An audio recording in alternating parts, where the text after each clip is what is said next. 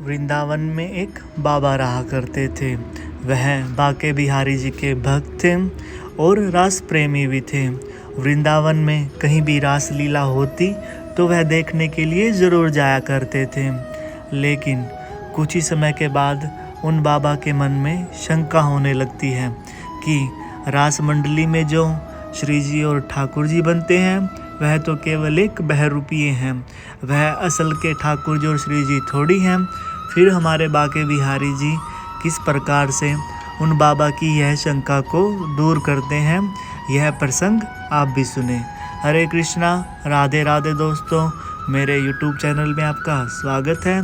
आशा करता हूँ आप सब खुश होंगे, मंगल होंगे। प्रसंग अच्छा लगे तो राधे राधे कमेंट ज़रूर करें। काफ़ी वर्षों पहले की बात है। प्रेमदास नामक एक बाबा वृंदावन में रहा करते थे। वह बाके बिहारी जी के अनन्य भक्त थे। दोनों समय वह बाके बिहारी जी के दर्शन करने के लिए ज़रूर जाया करते थे और वह रास प्रेमी भी थे।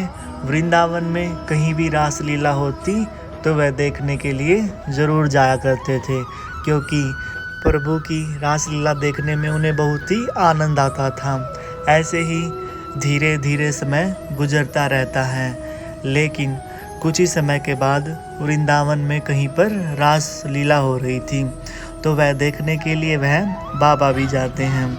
वहाँ पर सब लोग रास लीला में बने हुए ठाकुर जी और श्री जी के चरण स्पर्श कर रहे थे। प्रेमदास बाबा भी पूछते हैं कि आप इनके पैर क्यों छू रहे हो, और यह तो केवल बहरूपिये हैं, यह कोई असल के ठाकुर जी और श्री जी थोड़ी ना है।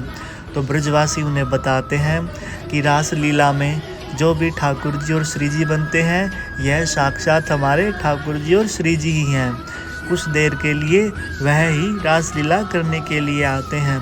लेकिन बाबा को उन लोगों की बात पर विश्वास नहीं होता। फिर वह तय करते हैं कि वह इस बात का खुद ही पता लगाएंगे कि यह असल मायने में ठाकुर जी और श्री जी है भी या बस इन लोगों का भ्रम है। कुछ ही समय के बाद उन बाबा को यह अवसर मिल ही जाता है।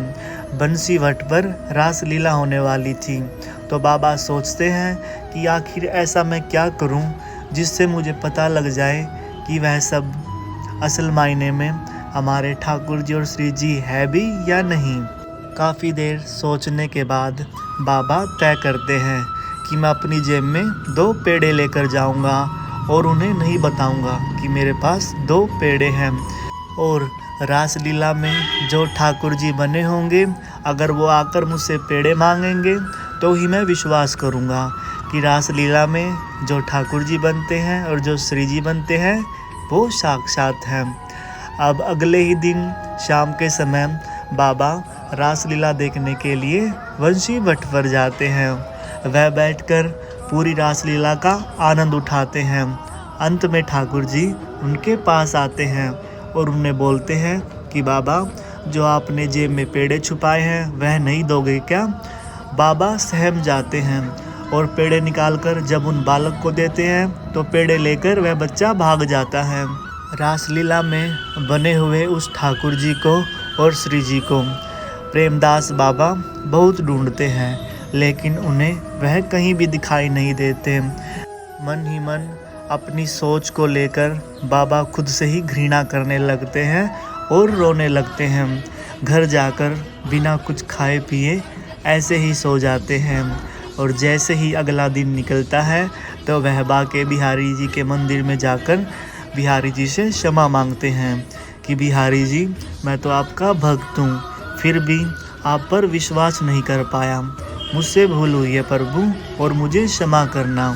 और अब मैं समझ चुका हूँ कि रास लीला में जो भी ठाकुर जी और श्री जी बनते हैं वह साक्षात ठाकुर जी और श्री जी ही हैं।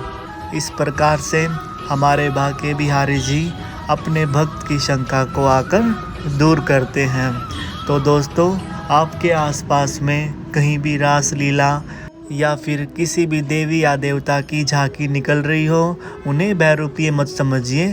वह साक्षात हमारे ठाकुर जी, हमारे भगवान ही होते हैं, क्योंकि कुछ समय के लिए वह हमारे भगवान का रूप लेते हैं। तो तो उन्हें साक्षात ही समझें, उनका अपमान ना करें। तो बोलिए श्री कुंज बिहारी श्री हरिदास। तो दोस्तों आज के लिए बस इतना ही। यदि अगर आपको मेरी वीडियो अच्छी लगी है तो वीडियो को लाइक कीजिए, चैनल को सब्सक्राइब कीजिए और राधे राधे कमेंट ज़रूर करें।